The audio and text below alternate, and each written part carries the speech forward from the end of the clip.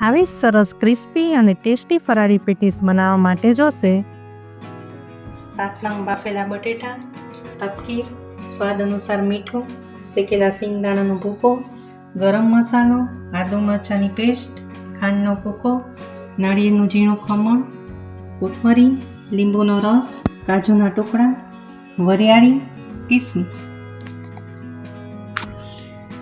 સૌપ્રથમ આપણે બાફેલા બટેટા લેશું અને તેને મેશ કરી લઈએ.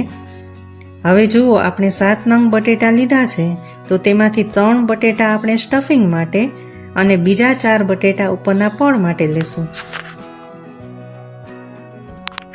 હવે આપણા બટેટા મેશ થઈ ગયા છે, તો તેમાં આપણે 1 બાઉલ શેકેલા સિંગદાણાનો ભૂકો, ત્યારબાદ તેમાં ઝીણું ટોપરાનું ખમણ એડ કરશું. ત્યારબાદ તેમાં આદુ મરચાંની પેસ્ટ, સ્વાદ અનુસાર મીઠું, દળેલી ખાંડ, થોડી વરિયાળી, ગરમ મસાલો, કાજુના ટુકડા. જો ઘરમાં બધાને કિસમિસ ભાવતી હોય તો કિસમિસ એડ કરશું, લીંબુનો રસ એડ કરશું અને મિક્સ કરશું. આ સ્ટફિંગ આપણે ગળાશ ખટાશવાળું કરશું તો પેટીસનો સ્વાદ સરસ આવશે. સ્ટફિંગ વ્યવસ્થિત મિક્સ થઈ જાય ત્યારબાદ તેમાં કોથમરી નાખીને મિક્સ કરશું. હવે આપણું ડ્રાયફ્રૂટથી ભરપૂર અને મસાલેદાર ફરાળી પેટીસનું સ્ટફિંગ તૈયાર છે. હવે આ સ્ટફિંગમાંથી આપણે મીડિયમ સાઇઝના બોલ્સ તૈયાર કરી લઈશું.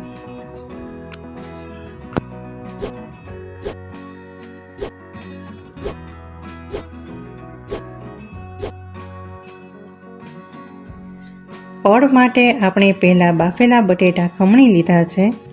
તેમાં આપણે બાઇન્ડિંગ માટે તપકીર નાખશું અને સ્વાદ અનુસાર મીઠું નાખશું અને મિક્સ કરશું. આપણે પડ બનાવતા હોઈએ ત્યારે પડ એકદમ લીસું બને તે માટે આપણે બટેટા ખમણીને લીધા છે. હવે આપણું પેટીસના પડ માટે બટેટાનો માવો તૈયાર છે. હવે આપણે પડ માટેના બટેટાના માવામાંથી થોડો માવો હાથમાં લઈ થોડો ફેલાવી પૂરી જેવો ગોળ શેપ આપી અને સ્ટફિંગના બોલ્સ તેમાં મૂકી દેશું અને વ્યવસ્થિત પેક કરીને બોલ્સ બનાવી લેશું.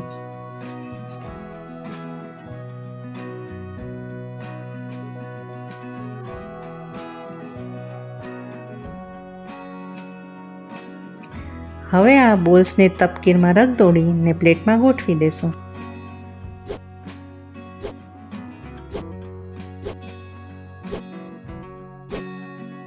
હવે આપણે એક પેનમાં તેલ ગરમ કરવા મૂકી દેશું.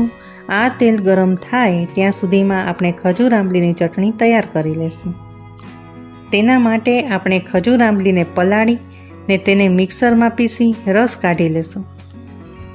તેને ગેસ ચાલુ કરી એક પેનમાં લેશું. તેમાં મીઠું, દળેલી ખાંડ, ધાણા જીરું પાવડર, લાલ મરચું પાવડર નાખીને વ્યવસ્થિત મિક્સ કરી ઉકાળી લેશું. તો આપણી ખજૂર આંબલીની ચટણી તૈયાર છે.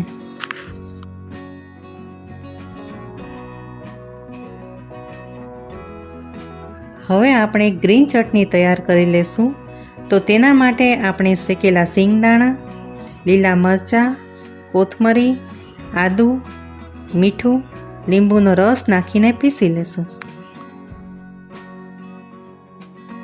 તો આપણી સ્વાદિષ્ટ ગ્રીન ચટણી તૈયાર છે.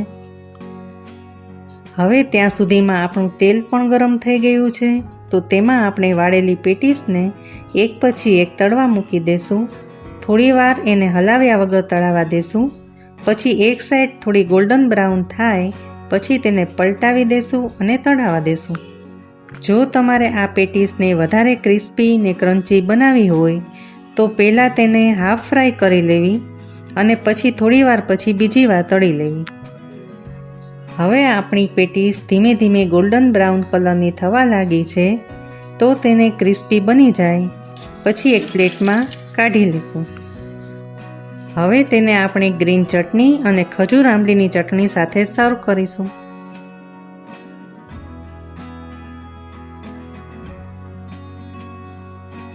આ પેટીસને આપણે પીસ કરીને ઉપરથી બંને ચટણી, દહીં અને કોથમીર સાથે ચાટ તરીકે પણ સર્વ કરી શકીએ.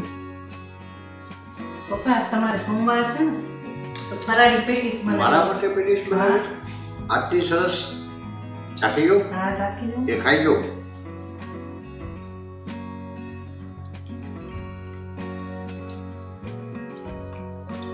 वाह क्या चीज बनाई पेटिस हम कह नहीं पाते बार बार खिलाओ तो हम रोक नहीं पाते सामने सोमवाરની પેટીસ ખાય એવું લાગી રહ્યું છે દર સોમવારે ખવડાવજો શ્રાવણ મહિનામાં વાહ શું ચટણી છે વાહ આવો સ્વાદ તો ક્યારેય જોયો નથી તમે રોજ બનાવતા હો તો બહુ મજા આવી જાય સરસ લ્યો તો તમને અમારી રેસીપી ગમી હોય તો લાઈક કરો શેર કરો અને સબસ્ક્રાઈબ કરો અને બેલ આઇકન દબાવવાનું ભૂલશો નહીં.